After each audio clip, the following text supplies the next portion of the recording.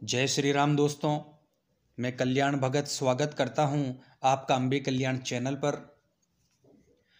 दोस्तों, आज का विषय हर उस साधक और भगत के लिए है जो गहराई से पूजा पाठ, ध्यान और साधना करते हैं।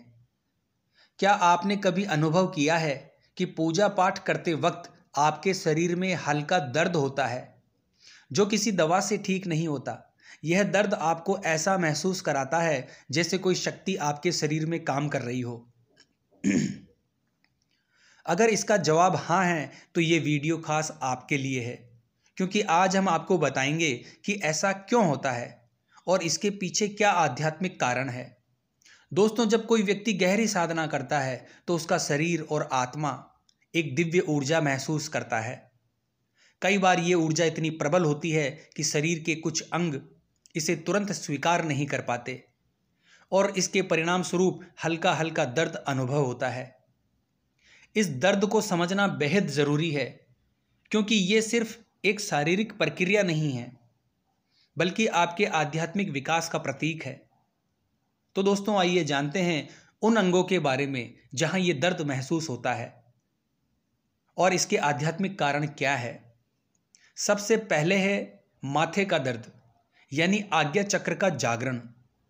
जब आपका आज्ञा चक्र जागृत होने लगता है तो आपके माथे पर हल्का दबाव या दर्द महसूस होता है। ये इस बात का संकेत है कि आपका तीसरा नेत्र यानी थर्ड आई खुलने की प्रक्रिया में है। इसका लक्षण माथे पर हल्की हल्की गुदगुदी या दबाव महसूस होना, ऐसा लगना कि माथे पर कुछ रखा है।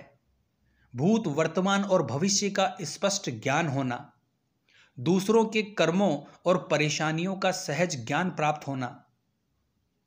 आज्ञा चक्र के जागरण से आपकी मानसिक शक्ति और अंतर्ज्ञान बढ़ जाता है।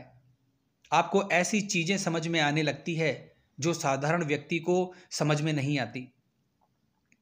दूसरा है दोस्तों गर्दन का दर्द। ऊर्जा का भार गर्दन पर भी होता है। इसका संकेत है गर्दन पर हल्का दर्द और भारीपन महसूस होना, गर्दन के ऊपर दबाव या बोझ जैसा महसूस होना, साधना के दौरान या बाद में हल्का दर्द, ध्यान के समय गर्दन में झंकार महसूस होना। दोस्तों, ये दर्द इस बात का संकेत है कि आपकी ऊर्जा अब आपकी साधना के स्तर तक पहुंच रही है। इसे सहन करें, क्योंकि ये आपके आध्यात्मिक विकास की दिशा में एक महत्वपूर्ण कदम है। तीसरा है दोस्तों आंखों का दर्द, यानी दिव्य दृष्टि जागरण। जब आपकी आंखों में ईश्वरीय ऊर्जा प्रवेश करती है तो आपकी दृष्टि अद्भुत रूप से बदलने लगती है। इसे दिव्य दृष्टि का जागरण कहते हैं। लक्षण है दोस्तों आंखों में हल्का दर्द या झंझनाहट, अदृश्य शक्तियों को देख पाने की क्षमता, नकारात्मक और सकारात्मक शक्तियों को देख पाना इसका प्रमुख संकेत है। अगला लक्षण है दोस्तों गले का दर्द, यानी कंठ चक्र जागरण। कंठ चक्र आपकी वाणी और संवाद की शक्ति का केंद्र है। जब ये जागृत होता है तो आपके बोले गए शब्दों में शक्ति आ जाती है। लक्षण है गले में हल्का दर्द या झंझनाहट।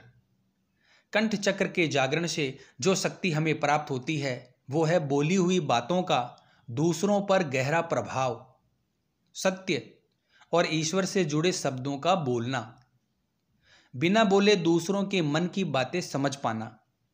दोस्तों, जब आपकी वाणी में दिव्यता आ जाती है तो इसका उपयोग सिर्फ अच्छे कार्यों और भलाई के लिए करें। गलत शब्दों से बचें, क्योंकि वो दूसरों को हानि पहुंचा सकते हैं।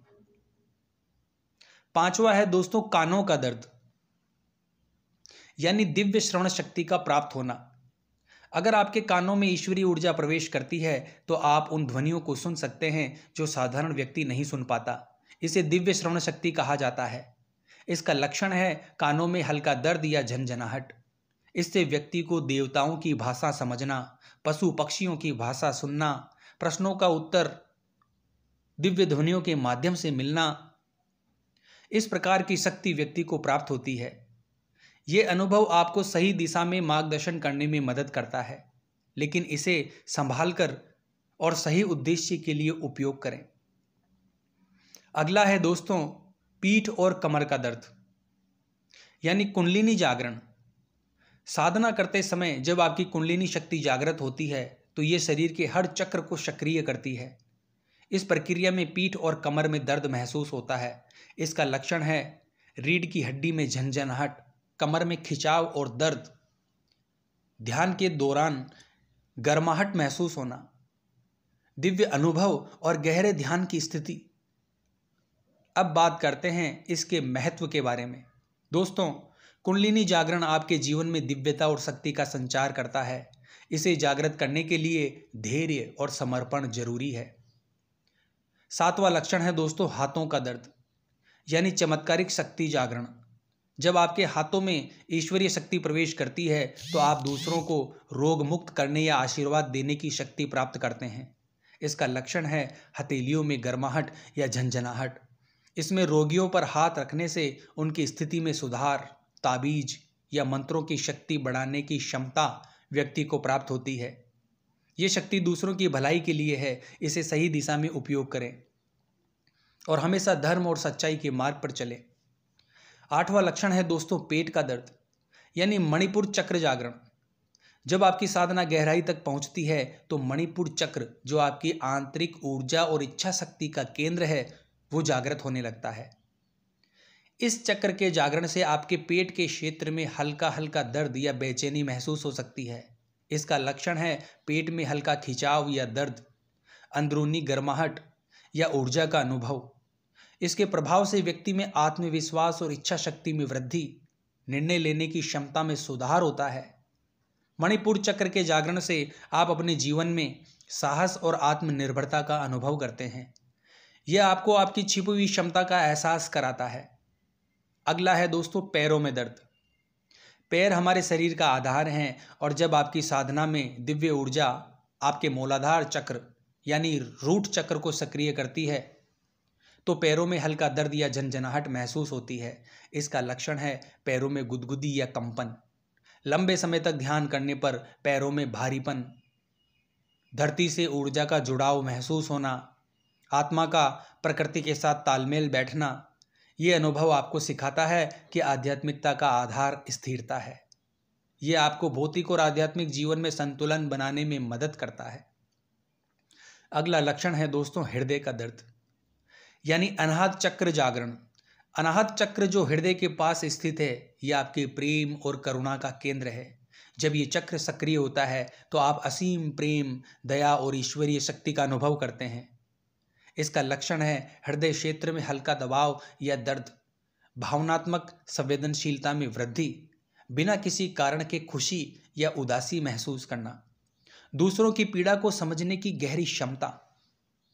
दोस्तों, अनाहत चक्र के जागरण से आप न केवल अपने भीतर प्रेम और दया का अनुभव करते हैं बल्कि ये भी समझते हैं कि आपका अस्तित्व दूसरों के साथ कैसे जुड़ा हुआ है। 11वां लक्षण है दोस्तों सिर के ऊपर दबाव, यानी सहस्त्रार चक्र जागरण। सहस्त्रार चक्र आपके सिर के ऊपर स्थित है और ये ईश्वर के साथ आपके गहरे संबंध का प्रतीक है। जब ये चक्र जागृत होता है तो आप दिव्य शक्तियों से सीधा संपर्क महसूस करते हैं। इसका लक्षण है सिर के ऊपर हल्का दबाव या झंझनाहट। ध्यान करते समय सिर में ऊर्जा का प्रवाह, असीम शांति और आनंद का अनुभव, ईश्वर के प्रति गहरी भक्ति और समर्पण। सहस्त्रार चक्र के जागरण से आप अपनी आत्मा और ब्रह्मांड की दिव्यता को समझने लगते हैं। ये अनुभव आपके जीवन को पूरी तरह से बदल कर रख देते हैं। अगला है दोस्तों त्वचा में झंझनाहट या ऊर्जा का प्रभाव। जब आपके शरीर में दिव्य ऊर्जा सक्रिय होती है तो इसका प्रभाव आपकी त्वचा पर भी पड़ता है।